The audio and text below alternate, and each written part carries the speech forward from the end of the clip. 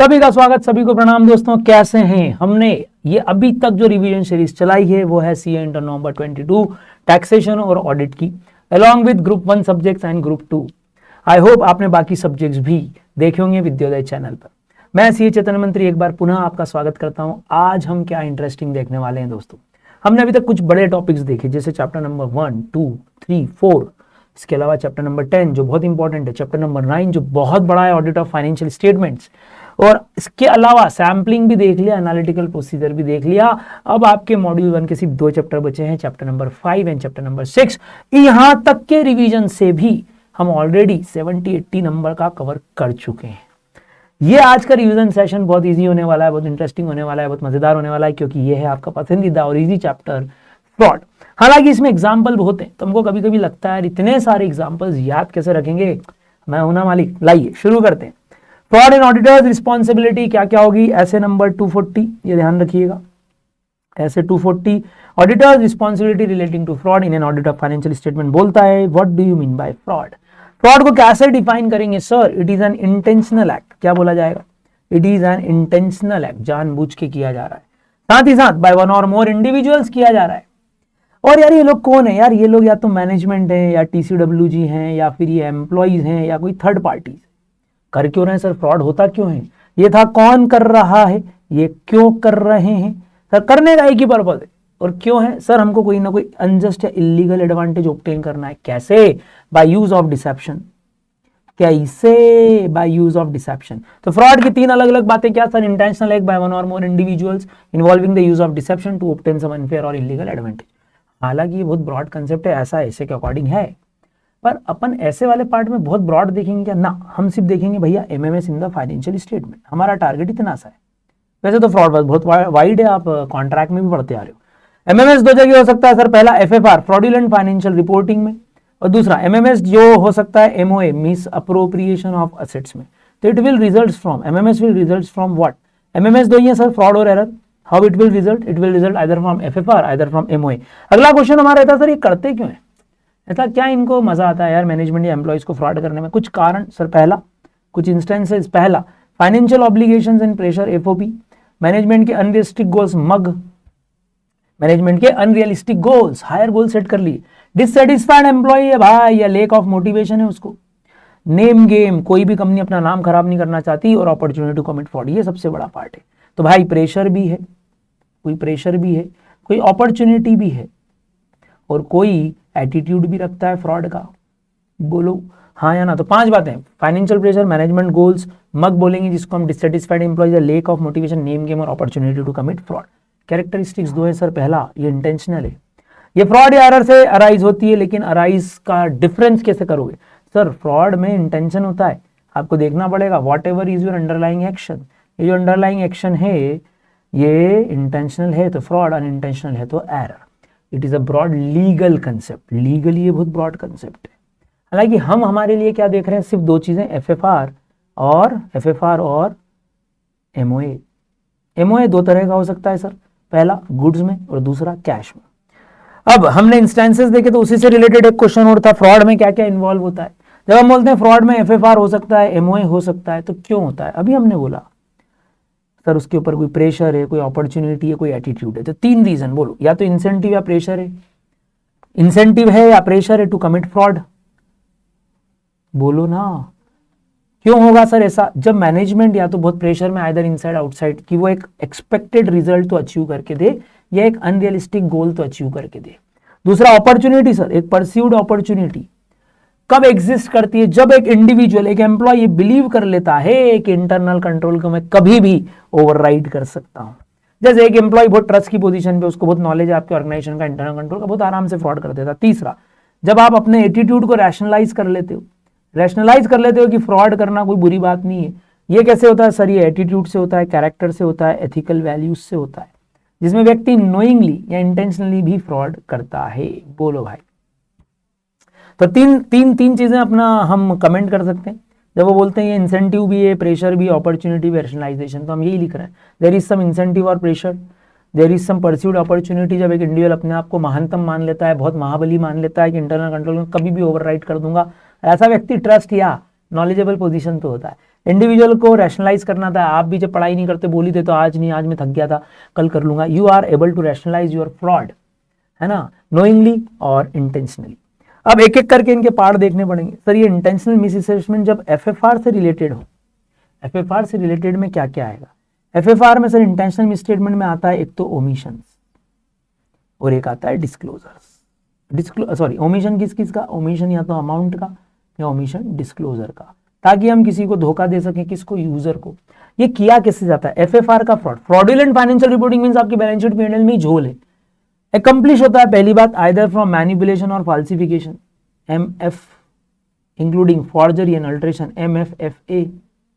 तो ऊपर क्या था सर? ये तो क्या क्या इन्वॉल्व होता है फ्रॉड में वो था, either there is some opportunity, either there is some incentive और pressure, either there is some rationalisation, जिसके कारण फ्रॉड होता है। जो ये इंस्टेंसेस थे उसी का डिस्क्रिप्शन है।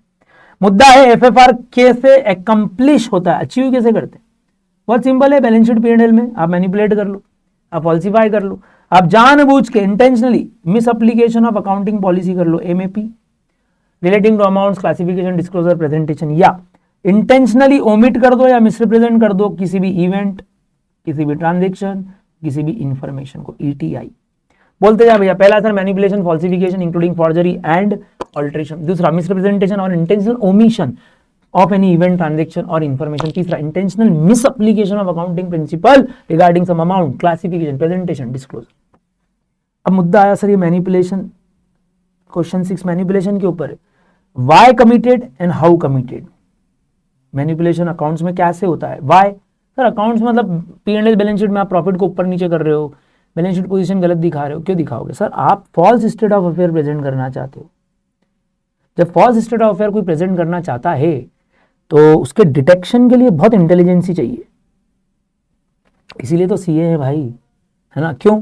उसमें भी टफनेस क्या होती है? जब मैनेजमेंट खुद इन्वॉल्व हो जाए ना तो बहुत भारी पड़ता है सीए के लिए भी ढूंढना, इस तरह के फ्रॉड ढूंढना। मैनेजमेंट फ्रॉड करता क्यों है?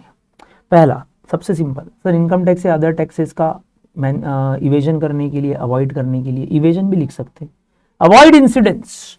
दूसरा for declaring a dividend when there are insufficient profits, profits नहीं है भाई, बोलो। तीसरा फॉर विदहोल्डिंग डिक्लेरेशन, जब प्रॉफिट है लेकिन हम डिक्लेयर नहीं करना चाहते, बोलो। व्हेन देयर इज सब एडिक्वेट प्रॉफिट, प्रॉफिट है लेकिन हम विदहोल्ड कर रहे हैं डिविडेंड का, यहाँ उल्टा था, यहाँ डिक्लेयर कर रहे हैं, विदहोल्ड कर रहे हैं। Fourth, management higher remuneration receive करना चाहता है if remuneration is payable on the basis of profit. ये 4 रीजन है, इनकम टैक्स, अदर टैक्स है, declaring dividend when there are insufficient profit, insufficient word ध्यान रख लेना, विदहोल्ड ध्यान रख लेना, receiving higher remuneration when remuneration is payable by reference to profit, मन से बोलना है। अब हाउ इट इज कमिटेड, बहुत सिंपल है भाई, पीएनएल बैलेंस शीट में कुछ भी ऊंचा नीचा करना है तो ये बना लो पीएनएल, बोलते जाओ क्या करोगे? सर परचेज लिया हमने, परचेज को या तो इन्फ्लेट कर लो या सप्रेस कर लो, एक्सपेंसेस को या तो इन्फ्लेट कर लो या सप्रेस कर लो, पहला तरीका। दूसरा सेल्स को या तो इन्फ्लेट कर लो या सप्रेस कर लो, अदर इनकम को या तो इन्फ्लेट कर लो या सप्रेस कर लो, मन से बोलना। तीसरा क्या बचा sir? Closing inventory, closing stock, closing stock को आप या तो इन्फ्लेट कर लो या डिफ्लेट कर लो, यहाँ सप्रेस वर्ड है, यहाँ डिफ्लेट वर्ड है। इसके अलावा पीएनएल में एक और आइटम क्या आता है सर? आउटस्टैंडिंग आइटम्स या प्रीपेड वाले आइटम्स को एडजस्ट करना, इसको एडजस्ट मत करो तो भी आपका पीएनएल चेंज हो जाएगा। और आखिरी कैपिटल को रेवेन्यू या रेवेन्यू को कैपिटल बता देना। 5 तरीके होते हैं, सिंपल है। एफएफआर में जब हमने बोला कि मैनिपुलेशन होता है तो ये मैनिपुलेशन क्यों करते हैं और कैसे करते हैं, ये उसी का कंटिन्यूएशन था, ठीक मालिक। अगला question, FFR also involve some overriding of controls. जब मैनेजमेंट फ्रॉड करता है ना तो कैसे करेगा सर? उसको सारा कंट्रोल सिस्टम मालूम होता है, तो वो हमेशा कैसे करेगा? बाय ओवरराइडिंग ऑफ कंट्रोल्स, जो वैसे तो इफेक्टिव है। जैसे कि नॉर्मली आपके यहाँ इनकम टैक्स के अकॉर्डिंग 48(3) में 10,000 से ऊपर का कोई कैश पेमेंट एक्सपेंस में नहीं होता, लेकिन मैनेजमेंट 1-1 लाख के पेमेंट आपसे करवा रहा है, आप अकाउंटेंट हो। व्हाट आर द टेक्निक्स जिससे मैनेजमेंट ये सब करता है? कैसे मैनेजमेंट कंट्रोल्स को ओवरराइड करता है? सबसे सिंपल, सबसे easy sir, fictitious journal entries at the year and, खासकर एंड पे। इनअप्रोप्रिएट अजम्पशन ही गलत ले लो, चेंज कर दो जजमेंट्स को फॉर एस्टिमेट्स, है ना। ये अजम्पशन चेंज करना या जजमेंट चेंज करना फॉर एस्टिमेट, ये भी एक तरीका है। फिर एक है ओमिटिंग, एडवांसिंग और डीलिंग, मतलब कट ऑफ वाला रूल तोड़ दो आप, या तो इस साल का ट्रांजेक्शन ओमिट ही कर दिया, अगले साल का इस साल या इस साल का अगले साल करना, किसका? इवेंट्स और ट्रांजेक्शंस का। जो अपने पीरियड में, अपने करंट पीरियड में उसको ओमिट कर दो, एडवांसिंग कर दो या डिलेइंग कर दो। फिर कंसील कर लो यार, मत डिस्क्लोज करो फैक्ट्स जो किसको अफेक्ट करते हैं। सर जो अमाउंट रिकॉर्ड हुआ है ना उसको बहुत अफेक्ट कर रहे हैं, like some provisions, like some contingencies. Complex transaction में अपने आप को इस तरह से एंगेज करो कि वो बहुत आराम से मिसरिप्रेजेंट कर दे आपकी परफॉर्मेंस को।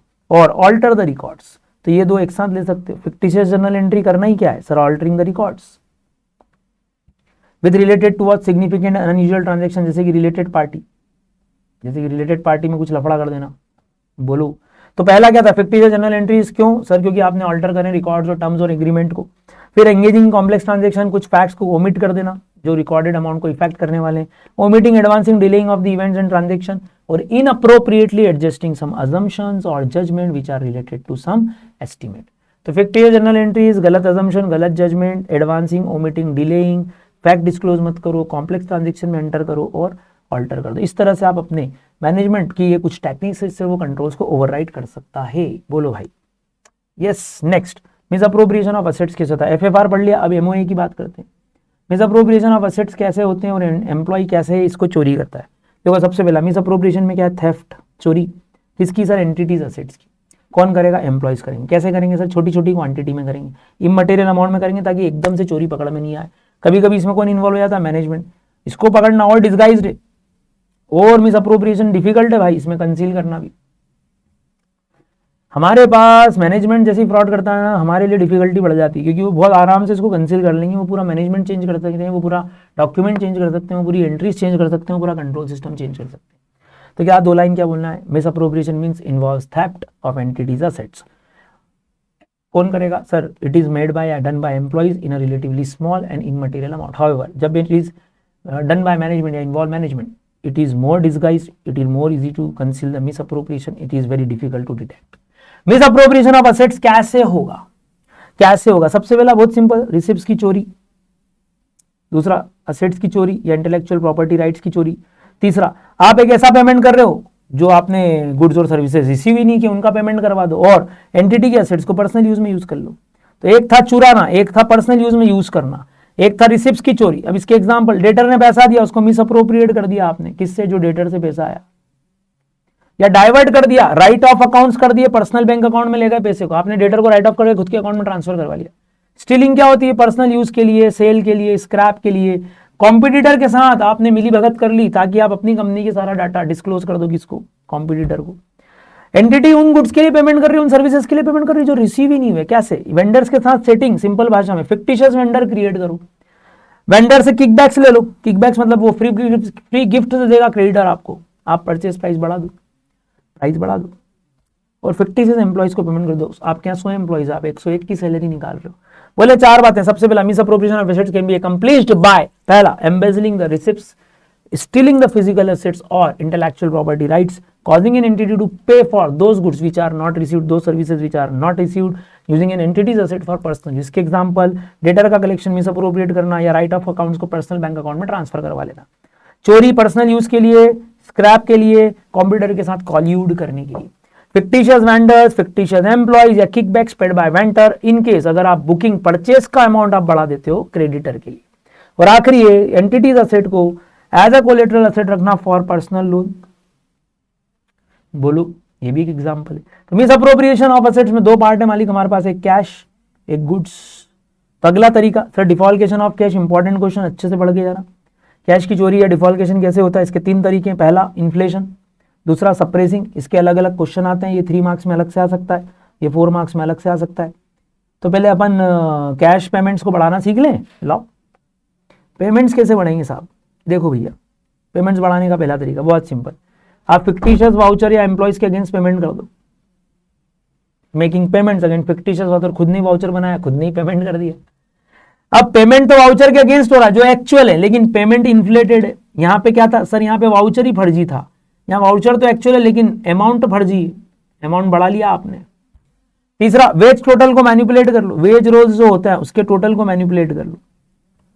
कैसे, कभी डमी वर्कर इंक्लूड कर लो या अमाउंट बढ़ा दो, 100 का 200 रुपए कर दो तो लेबर की वेजेस बढ़ जाएगी। Casting a larger total for petty cash expenditure, और वो जो एक्सिस है उसको एडजस्ट कर दिया आपने in the totals of detailed column. कैसे, ताकि ऑडिटर जब चेक करे तो क्रॉस टोटल टैली हो जाए। Agreement means tally. बोलो भाई, 4 तरीके कैश पेमेंट के, बोलते जाए। कैश पेमेंट इन्फ्लेट कैसे करोगे, कैसे कैश की चोरी होती है? पहला, making payment against fictitious voucher, voucher फर्जी। दूसरा, making payment against voucher, voucher actually लेकिन अमाउंट हैव बीन इन्फ्लेटेड। तीसरा, मैनिपुलेटिंग वेज टोटल्स या wage rolls totals by including name of dummy worker or inflating the amount itself. Fourth, casting a larger total of petty cash, adjusting the axis in the total columns, the detailed columns, ऐसा भी लिख सकते हो। अलग से एक answer हो सकता है कि सर कैश में जो डिफॉल्केशंस होते हैं उसमें सप्रेसिंग वाला एग्जांपल दो, ये अलग से आ सकता है। बाय सप्रेसिंग कैश रिसिप्ट्स, ये पेमेंट्स था, अब हम बात कर रहे हैं किसकी? अब हम बात कर रहे हैं पेमेंट्स की नहीं, अब हम बात कर रहे हैं रिसिप्ट्स की।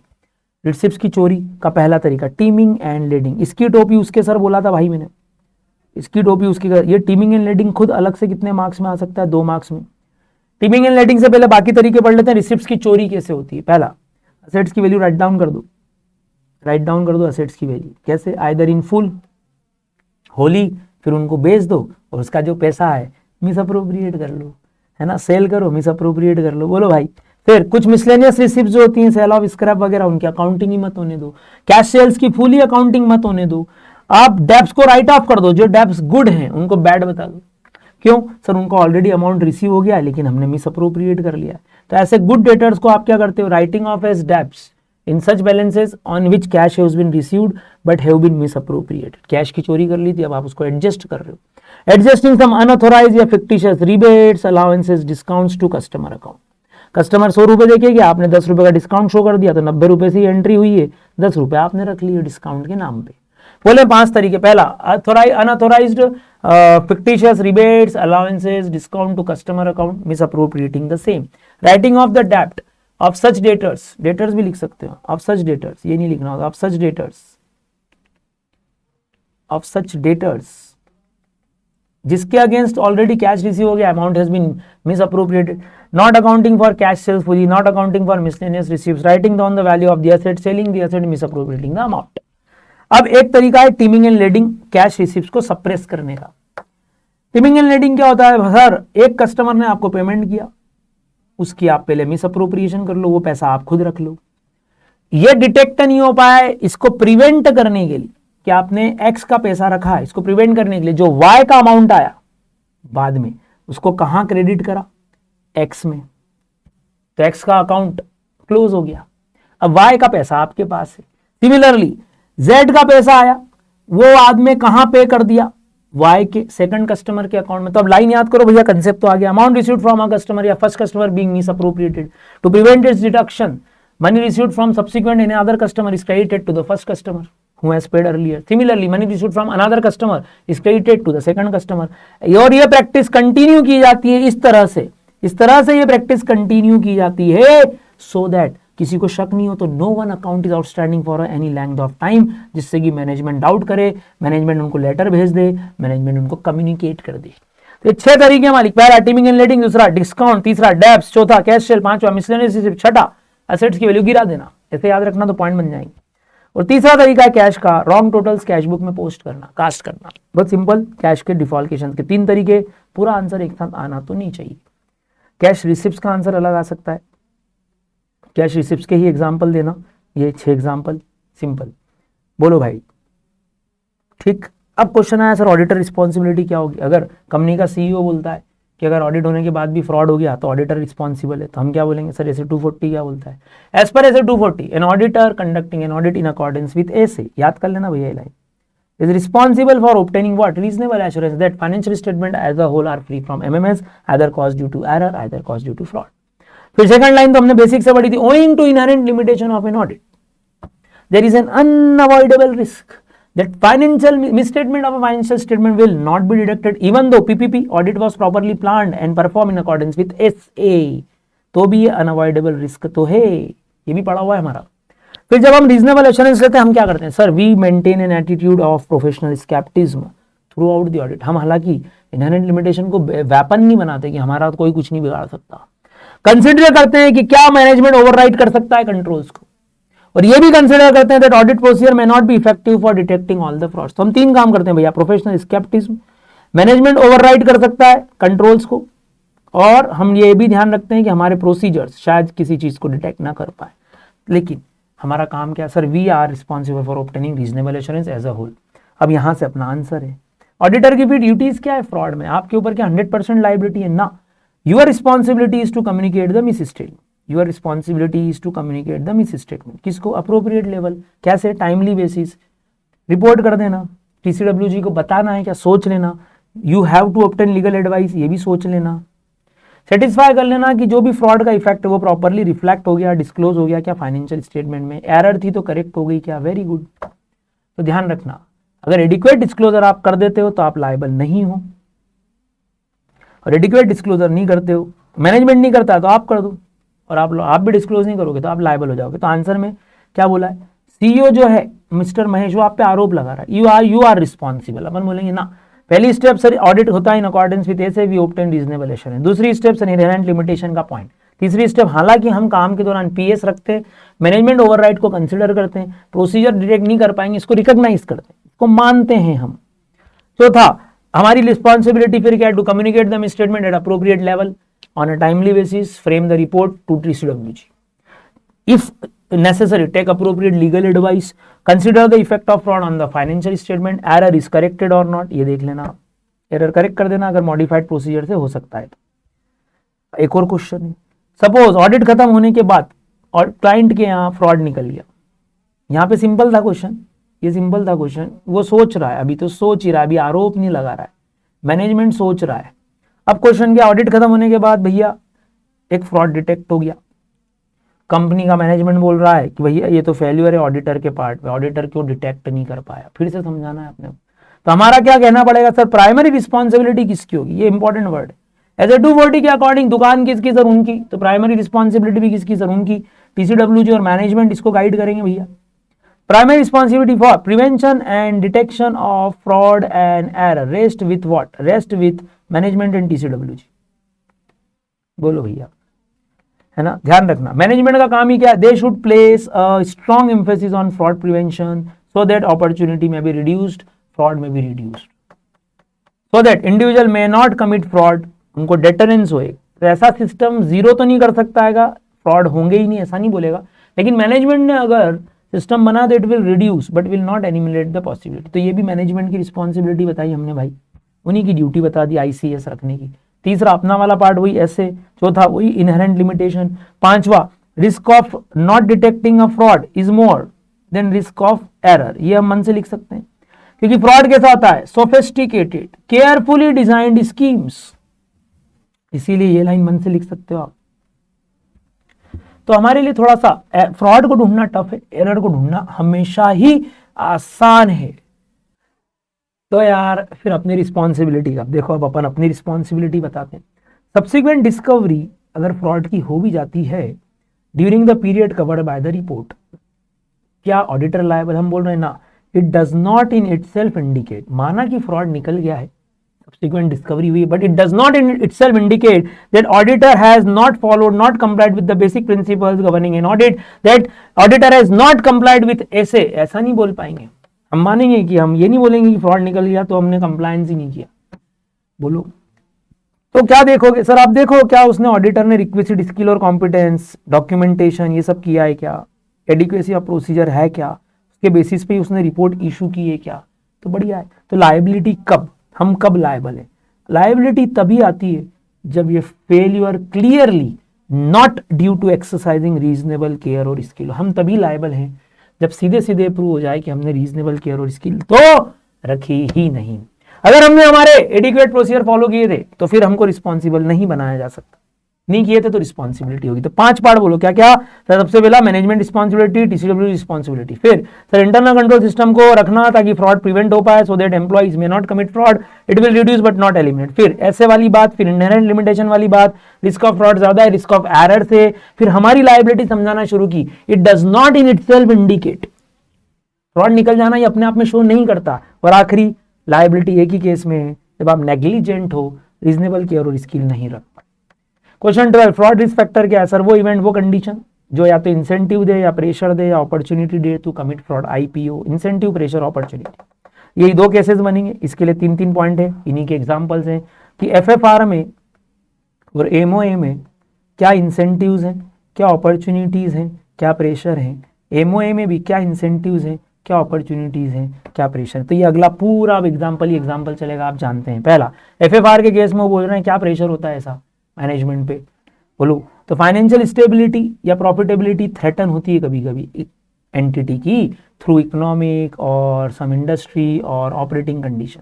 जैसे कि एग्जाम्पल दे दिए उन्होंने, क्या इंसेंटिव या क्या प्रेशर होता है यार जिसके कारण कोई एफएफआर करने की कोशिश करता है। पहला हाई डिग्री ऑफ कंपटीशन, आप इसको लिंक कर सकते हो ऐसा। चलो, लगातार लॉसेज हो रहे हैं जिससे आप बैंकरप्ट हो सकते हो या आपका फोरक्लोजर हो सकता है। लॉसेस क्यों हो रहे हैं? क्योंकि कस्टमर डिमांड डिक्लाइन हो गई है, बिजनेस फेलियर इंक्रीज हो रहा है आपका। कस्टमर डिमांड क्यों डिक्रीज हो गई है? Sir high degree of competition है, आपका मार्केट सेचुरेट हो गया है। क्यों हाई डिग्री ऑफ कंपटीशन है? क्योंकि सर रैपिड चेंजेस हो रहे हैं मार्केट में, इस वजह से हमारे कैश फ्लोज कैसे हैं सर? नेगेटिव कैश फ्लोज हैं, हम कैश फ्लोज जनरेट ही नहीं कर पा रहे। या फिर कोई नया एएस आ गया, नया स्टेचुटरी रिक्वायरमेंट या लीगल रिक्वायरमेंट, कहानी बनाओ भैया। ऑपरेटिंग लॉसेस हेवी है, bankruptcy disclosure hostile takeover हो सकता है। क्यों है? कस्टमर डिमांड डिक्लाइन हो गई है, बिजनेस फेल होने के चांसेस हैं। ऐसा क्यों हुआ सर? कंपटीशन बढ़ गई या मार्केट सेचुरेट हो गया। क्यों? क्योंकि हाई वर्नेलेबिलिटी टू टेक्नोलॉजी चेंजेस या रैपिड चेंजेस था जो हम बियर नहीं कर पाए। इस कारण हमारा नेगेटिव कैश फ्लोज है, हम कैश फ्लोज जनरेट ही नहीं कर पा रहे हैं। इस वजह से क्या हो रहा है सर? या तो कोई नया एएस या लॉ भी हो सकता है। ये था एफएफआर का इंसेंटिव प्रेशर। अब बात करते हैं सर अपॉर्चुनिटीज की। एफएफआर अगर कोई करता है तो मौका क्या मिलता है? ऐसा क्या मौका मिलता है? तो या तो नेचर ऑफ इंडस्ट्री ऐसी है जहां पे मौका मिले, या एंटिटी के ऑपरेशंस ऐसे हैं जो मैनेजमेंट को, एम्प्लॉइज को मौका देते हैं एफएफआर करने का। पहले जैसे कुछ सिंपल एग्जांपल्स लेते हैं, जैसे असेट लायबिलिटी रेवेन्यू एक्सपेंस, जिसमें क्या इन्वॉल्व है? वो सिग्निफिकेंट एस्टिमेट इन्वॉल्व। अब बताओ, ये मौका मिल गया उनको, क्योंकि इसमें जजमेंट अलग अलग है, आपका जजमेंट अलग हो सकता है, मैनेजमेंट का जजमेंट अलग हो सकता है, वो इसका फायदा उठा रहे हैं। तो पहला पॉइंट सिग्निफिकेंट एस्टिमेट्स, जिसमें असेट लायबिलिटी रेवेन्यू एक्सपेंस में अगर सिग्निफिकेंट एस्टिमेट है, जिसमें जजमेंट है, अनसर्टेनिटी है, तो इसको कॉरपोरेट करना बड़ा डिफिकल्ट हो जाता है। इसलिए उनको एक मौका मिल गया कि वो आराम से फ्रॉड कर सके। या फिर वो कोई सिग्निफिकेंट अनयूजुअल या कॉम्प्लेक्स ट्रांजेक्शन कर रहे हैं, सिग्निफिकेंट अनयूजुअल या कॉम्प्लेक्स ट्रांजेक्शन कर रहे हैं, खासकर एट द एंड, जिसमें सब्सटेंस ओवर फॉर्म क्वेश्चंस में रेज होता है। हमको उनका फॉर्मेट गलत लग रहा है, हमको सब्सटेंस ओवर फॉर्म पे क्वेश्चन मार्क रेज हो रहा है, हमको डाउट लगता है। सिग्निफिकेंट बैंक अकाउंट या सब्सिडरी या ब्रांच कहां पे मालूम? टैक्स हेवन जुरिस्डिक्शन में आपने कंपनीज खोल रखी है, जबकि आपका कोई क्लियर बिजनेस कनेक्शन या जस्टिफिकेशन दिख ही नहीं रहा है कि आप ऐसी कंट्रीज में क्यों सब्सिडरी खोल के बैठे हो। बोलो तो मुझे समझ पड़ने लगता है ना। ये अपॉर्चुनिटी मिल गई उनको। बोले तीन बातें sir, asset liability income expense जिसमें एस्टिमेट इन्वॉल्व है, जिसमें सिग्निफिकेंट जजमेंट अनसर्टेनिटी है, तो कॉरपोरेट करना मुश्किल होता है। कोई सिग्निफिकेंट अनयूजुअल या कॉम्प्लेक्स ट्रांजेक्शन में कंपनी एंटर कर रही है at the end of the period, जिससे ये substance over form question mark पे आ जाता है। सिग्निफिकेंट बैंक अकाउंट सब्सिडरी या ब्रांच का है, टैक्स हेवन जुरिस्डिक्शन में है। अब दो और बचे, significant related party transaction, RPT कर रहे हो आप, related party transaction which are not in the ordinary course of business, या विथ सम रिलेटेड एंटिटी जिनका ऑडिट ही नहीं होता, तो आपको मौका मिल जाता है कि आप इनके वाया, इनके थ्रू आराम से फ्रॉड कर सकते हैं। स्ट्रॉन्ग फाइनेंशियल प्रेजेंस है आपकी, आप आराम से किसी इंडस्ट्री को डोमिनेट कर सकते हो, तो आपको अपनी टर्म्स पे काम करने का मौका मिल जाता है, अपनी कंडीशंस पे सप्लायर को माल देने का मौका मिल जाता है, so that it may some result in inappropriate या नॉन आर्म्स लेंथ ट्रांजेक्शन। ये 5 अपॉर्चुनिटी। मौका कब मिला? पहला रिलेटेड पार्टी ट्रांजेक्शन के साथ जिनके साथ ऑर्डिनरी कोर्स ऑफ बिजनेस नहीं है, या रिलेटेड एंटिटी जिनका ऑडिट नहीं होता। दूसरा, आपकी स्ट्रॉन्ग फाइनेंशियल प्रेजेंस से आप एबल कर सकते हो किसी को डोमिनेट करने की स्थिति में, डिक्टेट कर सकते हो टर्म्स को, तो आप बस इसका फायदा उठाते हो, नॉन आर्म्स लेंथ ट्रांजेक्शन पे एफएफआर करने लगते हो। तीसरा, एसेट लायबिलिटी रेवेन्यू में बहुत एस्टिमेट है, जजमेंट है, अनसर्टेनिटी है। Fourth, substance over form question में क्यों सर आपने सिग्निफिकेंट, कॉम्प्लेक्स या अनयूजुअल ट्रांजेक्शन किए हैं। और फिफ्थ, आपका टैक्स हेवन जुरिस्डिक्शन में बैंक अकाउंट है, सब्सिडरी या ब्रांच है। फिर अब आते हैं सर एटीट्यूड्स या रैशनल। एफएफआर करने के मैनेजमेंट या एम्प्लॉय क्या एटीट्यूड रखता है, क्या लॉजिक्स दे देता है। हमने बोला ना एटीट्यूड्स क्या है सर? एथिकल वैल्यूज का कैरेक्टर है, जिसको झूठ बोलना वो झूठ बोलते ही, ईमानदारी सिखाई नहीं जाती। ईमानदारी इज नॉट अ मेडिसिन की मैंने फेंकी, आपने किया और अंदर से अचानक ईमानदारी जाग गई, ऐसा नहीं होता भाई। ये एटीट्यूड है हमारा बेईमानी का। जैसे आलसी बना एक एटीट्यूड है, पढ़ते समय आलसी बना बहुत आता है, अरे आज तो थक गए, है ना, तो ये एटीट्यूड है भाई। तो इसके लिए क्या क्या एग्जाम्पल्स ले सकते हो, ध्यान से देखो। या तो उस कंपनी की, उस एंटिटी की हिस्ट्री ही वायलेशंस की, लॉ तोड़ती रहती हो, मैनेजमेंट बहुत एक्सेसिव लेवल पे इंटरेस्ट दिखा रहा है काय में, in maintaining the inventories price या अर्निंग ट्रेंड को मेंटेन करने मैनेजमेंट बहुत फोकस्ड है कि हमारा प्रॉफिट तो इतना होना ही चाहिए। या मैनेजमेंट सिग्निफिकेंट डिफिशियंसीज को ठीक ही नहीं कर रहा है, जबकि मैं उनको 3 बार बता चुका हूँ। तो उनका एटीट्यूड ये, हाँ चलता है, अपना एटीट्यूड है, चलता है, सब भारत में सब चलता है, इंडिया में सब होता है। फिर interest by management in employing inappropriate means, to minimise some reported, वो अब कम करने की बात कर रहे हैं, वो कुछ गलत तरीके अडॉप्ट कर रहे हैं या उनके कुछ टैक्स मोटिवेटेड रीजन है जिसकी वजह से वो अर्निंग्स को गिरा रहे हैं। ये लोग पर्सनल और बिजनेस ट्रांजेक्शन में कोई वेरिएशन नहीं करते। बोले 5 रीजन बोले सबसे पहले, तो 5 भी बहुत है। पहला, ये लगातार लॉ तोड़ते हुए चलते हैं ना, हिस्ट्री ऑफ वायलेशन है इनका। दूसरे laws, security laws, excessive interest ले रहा है मैनेजमेंट इन्वेंट्री की प्राइस को बढ़ाने में, अर्निंग्स को बढ़ाने में। मैनेजमेंट डिफिशिएंसीज को ठीक नहीं कर रहा, इंटरनल कंट्रोल की जानबूझ के। मैं बोल रहा हूं तुम्हारा कैशियर फ्रॉड कर रहा है, फिर भी वो कोई एक्शन नहीं ले रहा है। फोर्थ सर, वो इनअप्रोप्रिएट मेथड अडॉप्ट कर रहे हैं to reduce the earnings for tax motivated reason. No distinction between personal and business expenses या ट्रांजेक्शन। ये 5 तो आराम से लिख ही देंगे। आखिरी, मैनेजमेंट और ऑडिटर के रिलेशन अच्छे नहीं चल रहे हैं करंट या प्रेडेसेसर ऑडिटर के साथ। अब ये क्वेश्चन अलग से आ सकता है भाई 4 मार्क्स में, कैसे कौन से रीजंस हैं जो मैनेजमेंट और करंट प्रेडेसेसर ऑडिटर के रिलेशन ठीक नहीं है, इसके एग्जांपल्स दो। पहला, इन दोनों के बीच में फ्रीक्वेंट डिस्प्यूट हो रहा है। मैं कलर बदल रहा हूँ भैया, ध्यान से देखना, ये अलग क्वेश्चन है। फ्रीक्वेंट डिस्प्यूट है ऑडिटर के साथ रिलेटेड टू सम अकाउंटिंग और ऑडिटिंग और reporting matters. Management unreasonably demand कर रहा है ऑडिटर से कुछ, जैसे कि 7 दिन में ऑडिट कर दो, अनरियलिस्टिक टाइम कंस्टेंट कंप्लीशन के लिए या इशू के लिए ना, unreasonably for completion for issue. बोलो भाई। फिर रेस्ट्रिक्शन है ऑडिटर पे कि वो किसी को एक्सेस नहीं करने दे रहे, either to people either to information, उनसे कम्युनिकेट ही नहीं करने दे रहे। मैनेजमेंट का बिहेवियर बहुत ज्यादा डोमिनेटिंग है in dealing with the auditor, specially जब मैं कोई क्वेरी रेज करता हूँ, स्पेशली जब मैं कोई एक्सेस करना चाहता हूँ, स्पेशली जब मैं कोई टीम मेंबर को लेना चाहता हूँ या उनके मैनेजमेंट के एम्प्लॉय से बात करना चाहता हूँ। 4 रीजन, फ्रीक्वेंट डिस्प्यूट्स, बोलते जाओ, frequent disputes regarding accounting, auditing and reporting. Unreasonable demand on the auditor, like time बहुत कम दिया फॉर इशू और completion. Inappropriate limits to access to people और इन्फॉर्मेशन, जिससे मैं कम्युनिकेट ही नहीं कर पाऊँ, रेस्ट्रिक्शंस लगा दी उन्होंने। For dominating management behaviour, 6 reason है मालिक जो मैनेजमेंट का एटीट्यूड शो करते हैं कि ये एफएफआर करने वाले हैं। लॉ तोड़ रहे हो, मैंने बहुत इंटरेस्ट ले रहे हो, डिफिशिएंसीज को ठीक नहीं कर रहे हो, मोटिवेटेड रीजंस हैं, डिस्टिंक्शन नहीं कर रहे हो और मैनेजमेंट और ऑडिटर के रिलेशन खराब हुए। फिर अब आया सर एमओए, मिस अप्रोप्रिएशन में भी इंसेंटिव्स होते हैं। बताओ असेट्स चोरी का रीजन, इंसेंटिव या प्रेशर क्या? पहला, जिन लोगों के ऊपर पर्सनल फाइनेंशियल ऑब्लिगेशन है, जिन एम्प्लॉइज के ऊपर या मैनेजमेंट के ऊपर, जिनके पास एक्सेस टू कैश भी है, एक्सेस टू असेट्स भी है, वही लोग अपने पर्सनल फाइनेंशियल ऑब्लिगेशन को दूर करने के लिए they are more susceptible to theft, तो चांसेस ज्यादा है। बोलते हैं पर्सनल फाइनेंशियल ऑब्लिगेशन में क्रिएट प्रेशर ऑन मैनेजमेंट और employees with access to cash और assets, then it is susceptible to theft. ये पहला। दूसरा, एडवर्स रिलेशनशिप है भाई, किस किस की? कंपनी और एंटिटी और एम्प्लॉइज की। जिनके पास क्या है, एम्प्लॉइज कैसे हैं सर? जिनके पास ये सब है, एक्सेस है, तो ये मोटिवेट करता है उनको। एम्प्लॉय खुश नहीं है अपनी कंपनी से, उसके एग्जाम्पल क्या सर? एम्प्लॉय को डर लग रहा है, उसको मालूम है मैं अब कंपनी छोड़ के आने वाला हूं, फ्यूचर ले ऑफ, नोन या anticipated. Recently anticipated changes to employ compensation, या प्रमोशन नहीं मिला उसको, कंपनसेशन नहीं मिला जो उसकी एक्सपेक्टेशन से इनकंसिस्टेंट हो गया, तो या तो उसको नौकरी से निकाल रहे हो, कंपनसेशन चेंज किया तुमने उसका, या प्रमोशन, कंपनसेशन, अदर रिवॉर्ड उसकी एक्सपेक्टेशन के हिसाब से नहीं दिया। तो ये 2 रीजन है भाई, पर्सनल फाइनेंशियल ऑब्लिगेशन और adverse relationship with the entity and the employ. Employ कौन सा? जिसके पास कैश या एसेट्स है, तो उसमें चांसेस ज्यादा है, सस्पेक्टेबिलिटी ज्यादा है। It will motivate the employees to misappropriate those assets, तो फ्यूचर ले off, changes in employment, compensation, promotion, compensation, reward not as per expectation, ऐसा भी लिख देना। ये था इंसेंटिव। अब सर अपॉर्चुनिटी बोलो, मिसअप्रोप्रिएशन की अपॉर्चुनिटी क्या? जैसे किसी आपके कंपनी में बहुत ज्यादा कैश रहता है, large heavy cash, inventory item वैसे तो स्मॉल इन साइज है लेकिन वैल्यू हाई है, हाई डिमांड है, इजीली कन्वर्टेबल असेट्स है, तो ये अपॉर्चुनिटी दे देते हैं, जैसे बॉन्ड्स है, डायमंड्स है, चिप्स है, असेट्स हैं। फिक्स असेट जो साइज में स्मॉल है लेकिन मार्केटेबल है, जिन पे किसी का ध्यान नहीं है, ऐसी फिक्स असेट, लेकिंग ऑब्जर्वेशन। मौका मिल गया एम्प्लॉय को, बोलते जाओ large amount of cash cash cash cash cash, inventory जो स्मॉल इन साइज है, वैल्यू हाई है, इजीली कन्वर्टेबल असेट से, ऐसा बोलेंगे कन्वर्टेबल असेट से, और फिक्स असेट जो है तो छोटी लेकिन मार्केटेबल है, या उन पे किसी का ध्यान नहीं है, ध्यान नहीं, लेकिंग ऑब्जर्वेशन। फिर एक और क्वेश्चन सर, एटीट्यूड्स, मिसअप्रोप्रिएशन करने के पीछे रैशनल लॉजिक्स। एटीट्यूड्स क्या है एम्प्लॉइज के? पहला, एम्प्लॉय डिसरिस्पेक्ट करता है, डिसरिगार्ड करता है, एम्प्लॉय इज्जत ही नहीं करता। किस चीज को डिसरिस्पेक्ट करता है भाई? फॉर मॉनिटरिंग और रिड्यूसिंग द रिस्क। अच्छा ये तो किसने करा है? तो मैनेजमेंट की गलती है। मैनेजमेंट डिसरिगार्ड करता है कि क्या कंट्रोल सिस्टम बनाना रिलेटेड टू मिसअप्रोप्रिएशन रोकने के लिए, वो खुद ही मॉनिटरिंग नहीं करना चाहते, रिड्यूसिंग नहीं करना चाहते रिस्क की, they disregard the need for monitoring और रिड्यूसिंग द रिस्क। तो MRR, monitoring reducing risk.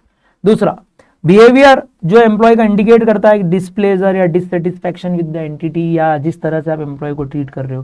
Change in the behaviour lifestyle of employees, ये भी इंडिकेट करता है। Tolerance of petty theft, employ में छोटी मोटी चोरी की कंपनी एकदम कुछ नहीं कर पाई। 4 रीजन तो बोलो। Disregard for MRR, monitoring and reducing the risk for misappropriation of assets. दूसरा बिहेवियर कैसा, डिस्प्लेजर, गुस्सा एम्प्लॉय, डिससेटिस्फैक्शन है उसमें।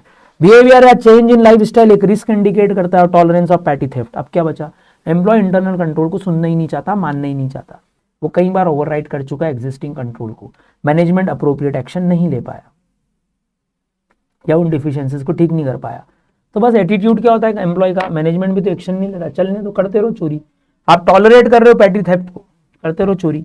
बोले भैया बहुत इजी आंसर है, cash, inventory, convertible, small in size, है ना, लेकिंग ऑब्जर्वेशन। ये क्या क्या है सर, ये हाँ क्या क्या सिस्टम बनाना, मॉनिटरिंग, रिड्यूसिंग, क्या जरूरत है, internal control disregard, deficiency disregard, appropriate remedial action disregard, displeasure, dissatisfaction, change in behaviour, भाई मेरी लाइफस्टाइल बदल गई, मैं बहुत बड़े बड़े खर्चे कर रहा हूँ, पैटी थेफ्ट।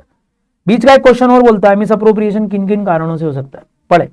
जब इनएडिक्वेट इंटरनल कंट्रोल होता है तो इसमें चांसेस बढ़ते हैं हमारे पास मिस अप्रोप्रिएशन। अभी तक क्या पढ़े थे, मिस अप्रोप्रिएशन की 3 बातें, इंसेंटिव, अपॉर्चुनिटी, एटीट्यूड या रैशनलाइजेशन। उसी में एक पॉइंट था इंटरनल कंट्रोल को डिसरिगार्ड करना, तो यहाँ पे भी वही समझा रहे हैं। जब आपका इंटरनल कंट्रोल ओवर असेट्स ठीक नहीं है, इनअप्रोप्रिएट है, तो it will increase the chances of miss appropriation. कुछ एग्जांपल्स, यस देखो, आपके पास रिकॉर्ड ही नहीं असेट्स का, लो सबसे बड़ी प्रॉब्लम, असेट्स का कोई रिकॉर्ड नहीं है। अथोराइजेशन अप्रूवल नहीं होता ट्रांजेक्शन का, असेट्स का, जिसकी जो इच्छा होती है वैसे असेट्स को या तो ले आता है या बेच देता है।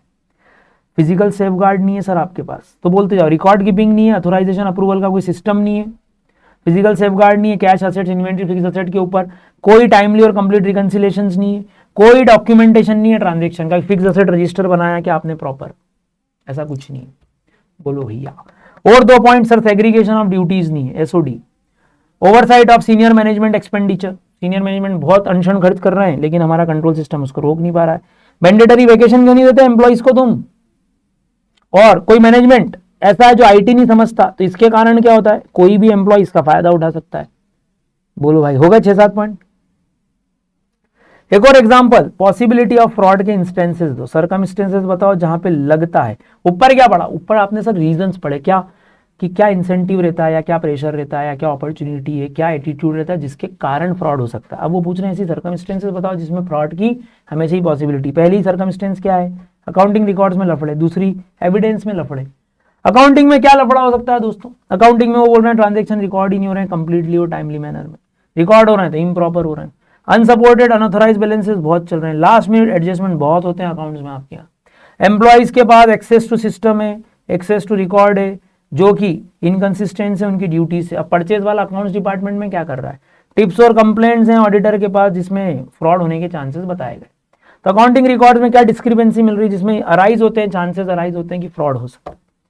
Not recorded, improper recorded, unauthorised balances, last minute adjustment, employees access to system which is inconsistent, और टिप्स और complaint to auditor.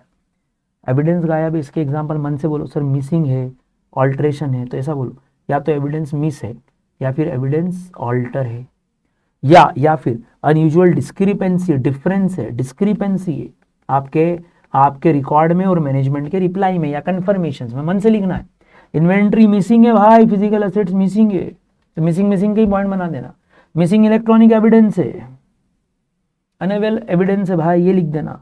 Missing cancelled check से, ये आपके एविडेंस गायब है। लार्ज नंबर ऑफ क्रेडिट या डेबिट एंट्रीज है, किसमें, अकाउंट रिसीवेबल में या अकाउंट्स पेबल में। बोलो, ये 5 बातें हम एविडेंस के लिए लिख सकते हैं। फिर ऑडिटर और मैनेजमेंट के खराब रिलेशन है, जैसे हमने अभी पढ़ा, टाइम प्रेशर बहुत है, अनयूजुअल डिले करता है एंटिटी ऑडिटर की रिक्वेस्ट को फुलफिल करने में। बोलो भाई, इसके चांसेस है कि फ्रॉड है। फैसिलिटेट नहीं करता हूं मेरे को एक्सेस टू की फाइल्स, एक्सेस नहीं करता मेरे को वो की ऑपरेशंस एंड फैसिलिटी, ये 2 पॉइंट तो एक्सेस के, मुझे वो एक्सेस नहीं दे रहा। Relating to what, relating to some key electronic files, related to some staff, related to some facilities, ताकि मैं ऑडिट ढंग से कर पाऊं। टाइम प्रेशर बहुत है। डिनाइल ऑफ एक्सेस, ये भी एक्सेस का ही पॉइंट है भाई, ये भी एक्सेस का ही। 3 पॉइंट तो एक्सेस के ही हो गए, वो मुझे रिकॉर्ड फैसिलिटीज प्रोवाइड नहीं कर रहा है, एम्प्लॉय वेंडर क्रेडिटर से नहीं मिलने दे रहा। टाइम प्रेशर बहुत है, unusual delay for information, facilitate नहीं कर रहे हैं वो मुझे टू एक्सेस टू की इलेक्ट्रॉनिक फाइल्स थ्रू कैट, की आईटी ऑपरेशन वालों से नहीं मिलने दे रहे हैं, मुझे वो एड या रिवाइज नहीं करने दे रहे हैं, डिस्क्लोजर्स और unwillingness to address the deficiencies, ये कई पॉइंट कुछ यहाँ पे था, यहाँ पे भी था कि कैसे एग्जिबिट होती है, ये एग्जिबिट वर्ड से ध्यान रख लेना, कुछ पॉइंट कॉमन है, इसमें 4 है। अकाउंटिंग ऑडिटिंग में डिस्प्यूट हो रहा है, अनरीजनेबल डिमांड ऑडिटर के अगेंस्ट, एक्सेस नहीं दे रहे हैं और बिहेवियर डोमिनेटिंग है। अब इसमें क्या लिखा है, इसमें लिखा है कि आप कैसे फ्रॉड के चांसेस आपको लग रहे हैं, सर्कमस्टेंसेस वर्ड से ध्यान रखना, ऊपर का और नीचे के आंसर में अंतर है। अब क्वेश्चन तो एक ही आता है लेकिन पढ़ना तो पड़ेगा भाई। Other reason sir, unwillingness by management to permit the auditor to meet privately with TCWG, accounting policies जो कि वेरिएंस शो करती है, आपकी इंडस्ट्री नॉर्म्स अलग है, आपकी एंटिटी के नॉर्म्स अलग हैं, आप बार बार एस्टीमेट बदल रहे हो, लगातार कोड ऑफ कंडक्ट को वायलेट कर रहे हो, ये एग्जांपल्स हो जाएंगे। हम क्या करेंगे ऐसे 240 के अकॉर्डिंग, अगर हमको फ्रॉड मिल गया तो, अगर आपको एक्सेप्शनल सर्कमस्टेंस में फ्रॉड मिल जाता है जिससे कि हम कंटिन्यू नहीं कर सकते अब हमारा audit, which brings into question the auditor's ability to continue the audit। Auditor दो काम करेगा, पहला अपनी PLR देखेगा, professional and legal responsibilities, including क्या कोई रिक्वायरमेंट है कि ऑडिटर इस बात को रिपोर्ट करे, किसको, जिन लोगों ने उसको अपॉइंट किया था, the person who has appointed him, or to some regulatory authorities. Consider whether it is necessary to withdraw from the engagement if it is possible by law or regulation. If auditor withdraws, आपको याद होगा ऐसे 210 में भी बोला था, you should discuss with the TCWG और appropriate level of management कि हम विड्रॉ कर रहे हैं और उसके रीजंस मत बताना, मत बोलना, तो डिस्कस एंड रीजन। और जाते जाते जरूर देखना कि आपको किसी को इन्फॉर्म तो नहीं करना है। बोलो 3 चीजें क्या सर, पहला PLR देख लेना, विड्रॉ कर सकते हो अगर लॉ परमिट करे तो, डिस्कस करना अलॉन्ग विथ रीजंस, ये अलग से क्वेश्चन आ सकता है। ड्यूटीज 143(12) के हम ऑलरेडी कंपनीज एक्ट में देख चुके हैं। रिपोर्टिंग ऑन फ्रॉड, अगर ऑलरेडी कोई डिटेक्टिव हो क्या करेंगे, क्वेश्चन पढ़ो, ऑडिटर क्या करेगा, ऑडिटर क्या करेगा यदि कोई फ्रॉड ऑलरेडी डिटेक्टेड है, तो हम क्या करेंगे, देखो भैया, auditor should apply professional scepticism to verify कि क्या कोई फ्रॉड ऑलरेडी आइडेंटिफाई हो चुका है, किसके द्वारा, कौन करेगा sir, either by management, either by companies vigilance, either by some whistle blower mechanism. तो क्या हम इसको रिपोर्ट करें, ना ना ना ना ना, अगर कोई ऑफेंस ऑलरेडी रिपोर्टेड है किसी CA के द्वारा, किसी CWA के द्वारा, CS के द्वारा, आप अवेयर हुए कि ऐसा कोई फ्रॉड ऑलरेडी डिटेक्टेड है, तो आपको अपनी रिपोर्ट में इस बात का जिक्र नहीं करना है क्योंकि आपने आइडेंटिफाई नहीं किया। हाँ, अगर ये फ्रॉड 1 करोड़ से ऊपर है तो हम सिर्फ क्या करेंगे, हम रिव्यू करेंगे क्या कि मैनेजमेंट TCWG ने इसका सस्पेक्टेड इंस्टेंस जो है ये सेंट्रल गवर्नमेंट को बता दिया या नहीं बता दिया एज पर 143(12), और अगर आप उनकी स्टेप से सेटिस्फाई नहीं हो तो रीजंस लिखना, इन्फॉर्म करना मैनेजमेंट TCWG को कि हम एडिशनल प्रोसीजर्स भी परफॉर्म करना चाहेंगे। TCWG अगर कोई अप्रोप्रिएट एक्शन नहीं लेता है 45 डेज में, तो आप अपने हिसाब से मैटर को रिपोर्ट कर सकते हो। तो पहला आंसर क्या है सर, जो फ्रॉड हमने नहीं ढूंढा उसकी रिपोर्टिंग हम नहीं करेंगे, हम प्रोफेशनल स्केप्टिज्म रखेंगे, बट हम एज सच हमारी रिपोर्ट में इसको आइडेंटिफाई नहीं करेंगे क्योंकि वो ऑलरेडी किसी और ने आइडेंटिफाई किया हुआ है। 1 करोड़ या उससे ज्यादा है, review the step what management and TCWG has taken with the matter reported, suspected offence का क्या हुआ, रीजंस देखना, अगर आप उनसे मैच नहीं कर पा रहे, उनसे डिससेटिस्फाइड हो तो एडिशनल प्रोसीजर लगाने की बात करना, नहीं तो आप खुद ही मैटर को सेंट्रल गवर्नमेंट को रिपोर्ट भी कर सकते हो। लास्ट पार्ट, ऑडिटर का स्कोप कितना रहेगा, ये क्वेश्चन एक ध्यान से देखना। What written representation an auditor obtains from management during the कारो रिपोर्टिंग प्रोसीजर,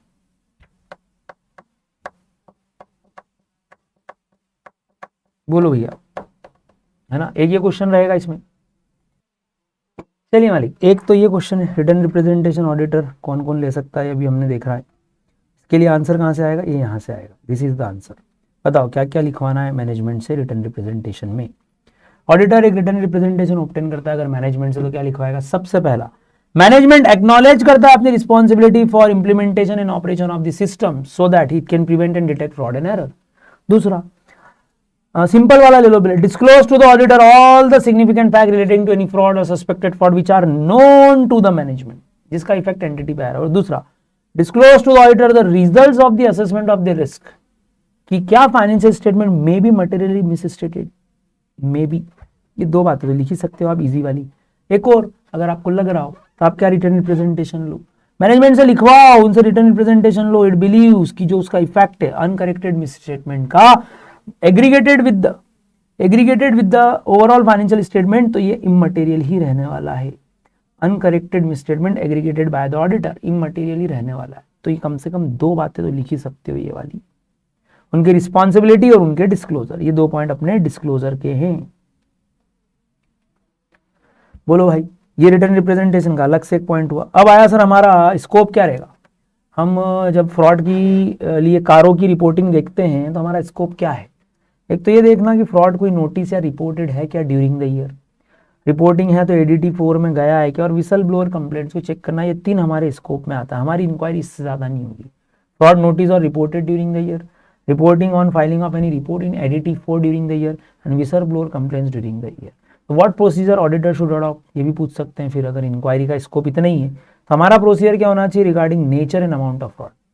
2 बातें भाई, फ्रॉड है, हाँ है, क्या नोटिस्ड है, रिपोर्टेड है। क्वेश्चन ये भी हो सकता है, अगर फ्रॉड नोटिस्ड या रिपोर्टेड है तो आपका प्रोसीजर क्या होगा regarding the nature and amount. हम बोलेंगे 2 बातें। जब हम नोटिस्ड और रिपोर्टेड वर्ड को देखते हैं जो कि कारों में लिखा हुआ है तो हम बोलते हैं हमको क्या करना है, this clause requires all fraud notice to be reported indicating the nature and amount. 3 बात है, रिपोर्ट करो, नेचर बताओ, अमाउंट बताओ, सफिशिएंट है। क्यों, फ्रॉड किसने करा, as on the company by its officer and employees only to be covered, this frauds are only to be covered. बाहर वाला किसी और फ्रॉड की बात हम नहीं करेंगे। along with section out of the frauds covered under 143(12) only noticed fraud should be included and not the suspected। ये भी खास बात है। और रिपोर्टिंग करते समय आपको मटेरियलिटी का भी ध्यान रखना है। ऐसे 320 मतलब एक्चुअली हमने बोल तो दिया, जो फ्रॉड नोटिस्ड है या रिपोर्टेड है उन्हीं की अपने लिए स्कोप डिजाइन कर रहे हैं। What does it mean notice reported, sir ये क्लॉज नेचर अमाउंट बताने की बात करता है जो एम्प्लॉइज ने करा हो, ऑफिसर्स ने करा हो, कंपनी ने करा हो, और एक्चुअली नोटिस्ड, सस्पेक्टेड नहीं, और एक्चुअली मटेरियलिटी लेवल पे भी आपको चेक करना है। तो ये नया आंसर है भाई, किस पे, इस वर्ड पे, नोटिस्ड या रिपोर्टेड पे। आराम से पढ़ना है इसको, 3 बातें मन से लिख सकते हो।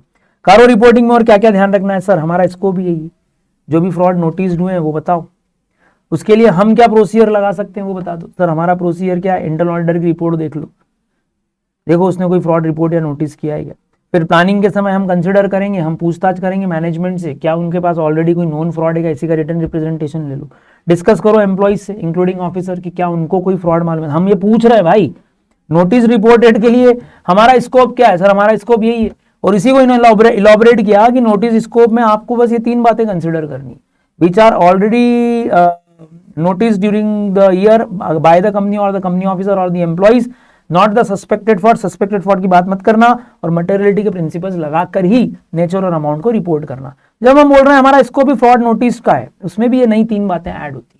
बाकी तो आप डिस्कस कर रहे हो, मटेरियलिटी यहाँ भी आ गया, बाकी तो डिस्कस कर रहे हैं इंक्वायरी मैनेजमेंट से, ऑडिटर से, एम्प्लॉय से, मन से लिख सकते हो। अब क्वेश्चन है सर अगर ये पूछें ये लिखना है, नीचे वाला लिखना है। सुनो, वो जब कारो के अकॉर्डिंग पूछे तो ये लिखना, जब वो बोले नोटिस्ड या रिपोर्टेड का क्या मीनिंग है, नोटिस्ड या रिपोर्टेड का क्या मीनिंग है फ्रॉड के, तो फिर ये लिखना कि हमारा स्कोप इस तरह से डिजाइन किया गया है।